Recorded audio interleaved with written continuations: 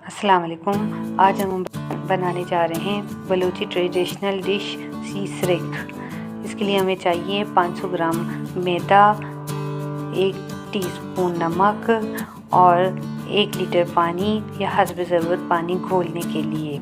इसको अच्छी तरह से मैश कर लें, घोल लें, लिक्विड की तरह फॉर्म की तरह बन जाए। अगर ज़्यादा पतला भी ना हो और ज़्यादा गाढ़ा भी ना हो।